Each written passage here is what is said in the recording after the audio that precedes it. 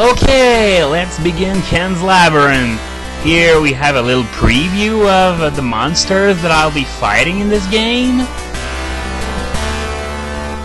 Welcome to Ken's Labyrinth. Wow, the game's polite. Welcome to Ken's Labyrinth. Okay, so now first things first, I'm going to pick up the basic jelly gun that I'm going to be using for the biggest part of the game. And here we have typical beginning of the game enemies, ghosts, spiders, that kind of stuff. Now, here in this room is the first key in the game. It's the gold key for level 1. The silver one is optional. It's hidden in a secret passage, and it leads to some entirely optional area. So here it is, the silver key. Now I'm going to open that locked door here. Bam! Secret passage. And there's another one hidden behind this one here, and another one there, which leads to a coin. Now I'm going to be heading back. I'm not going to the exit yet because there's a wing I want to show you. Well, at least part of it. Okay, so now I hit this fence and I can go through it. Hit this wall twice and I can go through it as well. And in this room there's a door that requires 10 coins to open. Now I've only got 6. I could get more by means of the slot machine, but it takes forever. So screw that, there's nothing there anyway. So I'm already done with the first level. Don't worry, the rest isn't going to be as fast. Oh no. Level 2, Bat Cave. Bat Cave is right, because there's a shitload of them. Okay, so that cloak thing you just saw, firing balls at me, it's invincible, so if you see one, usually it's a sign that you are not going the right way. So, is there something behind that wall? No. Usually when a wall is marked like that, there's often a secret passage, so nope, not this way. Maybe this one? Hey, and it wasn't even marked! So here's the game's first lightning bolt. Now what those lightning bolts do is that they increase my weapons range, which doesn't make a whole lot of difference until I gather a lot of them. There's a cap of 6 on all my weapons and lightning bolts, and when I collect extra copies of a weapon, it increases. Oh, I hate those bats! Hate them so much! You can't see them, and when you do see them, it's because they're all up in your face hurting you! So as I was going to say, when you collect multiple copies of a weapon, what it does is that it increases your rate of fire for that particular weapon. So I'm going to use the basic jelly gun for most of the game, since its rate of fire towers over that of the other weapons all the way until late in the game. So I'm not going to be using much else for about until level 21, 22. There are 30 levels in all, by the way, and those purple potions I'm collecting, the effect is only temporary. Okay, that's an extra life in a secret passage with a slot machine. So those purple potions, what they do is that they double the power of your shots, and they also allow you to hit through walls, which is going to come really handy in one late game stage. I won't spoil the fun. So with the silver key in hand, I'm going to head back to the main hallway, and I'm going to go there where spiders await me. I was expecting more bats, especially since the place is called Bat Cave and all. Okay, here those are. Is there anyone there? No, you really gotta be aware of your surroundings in this game, else you're just going to run into a bat that's gonna drain half of your life, like what just happened to me earlier on. Okay, here's the gold key. And is there anything there? Nope. So, no, yeah, it leads back to the main hallway. So, here we have shoot this wall passages. Not very subtle, is it? Ooh! Oh, I think I killed it just in the nick of time. And look at me, I'm already almost dead! Ooh! Here's another hit. There's a hard mode to this game that I didn't pick, and what it does is that it adds a tackle attack to the enemy's arsenal. So on top of me running into them all the time, now they run into me! So as you can imagine, it's particularly frustrating. Okay, I'm just gonna get back to the locked door later on just to see if there's anything of interest there.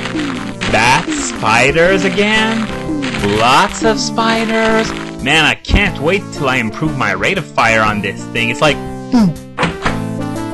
takes fucking forever. Okay, now I'm gonna head back to that locked door you saw earlier, which I think leads to the end of the stage, because there's not much room left between all the rooms I explored. So here's the staircase.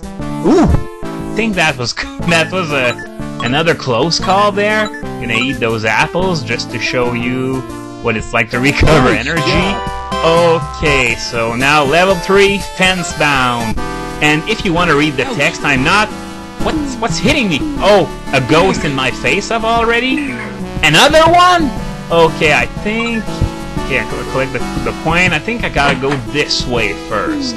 And yeah, a lot of fans, those hurt you. And here's the silver key. As I was gonna say, if you want to read the text for the introduction to each stage, yeah, I'm not gonna show it to you. As in, I'm not going to keep there long enough for you to read them. So you just have to go back and press pause if you wanna read them. Okay, there's nothing there.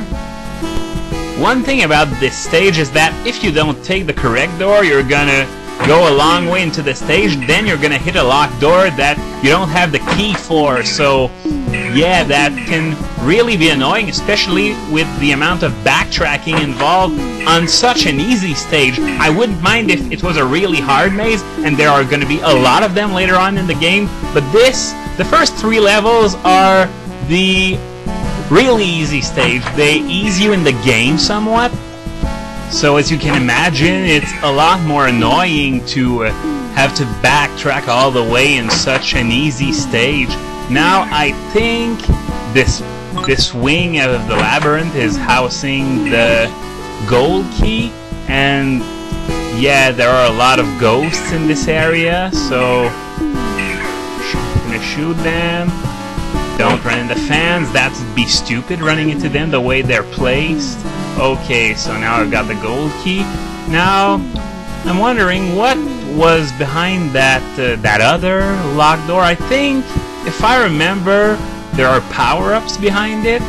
And there we go, we're gonna see now. Okay, more ghosts. Oh yeah, gray cloak. What those do is... Oh, and there was a secret passage behind the map too. Yeah, there are maps of certain levels in their respective levels, of course, but not in all of them. I think just the first 3. So, as I was gonna say, those gray cloaks grant you invulnerability. You can go through bats, no problem. You're not gonna take any damage from anything. You can still die from plummeting down a hole, of course, but that's another story entirely. Now, that's something I should mention at the beginning of the stage. It's how it's laid out. Basically, your starting point and the stairs are in the same room, but there's a fence separating the two, so you gotta go all the way around. That's the point of this stage. Oh, you can drink from those and shoot them for secret passages too. And here's a second jelly gun, so now I'm gonna shoot a little faster to ease my frustration a little. Oh yeah! There's a secret passage, but I gotta go through that fan. Hurt me real good. Now, is there something else there? Yeah, secret passage with a healing kit and a gray cloak, which I assume is for going back through that fan safely, because there is no other way out. Nope, that wasn't here, that was here. That was stupid, the wall was different anyway.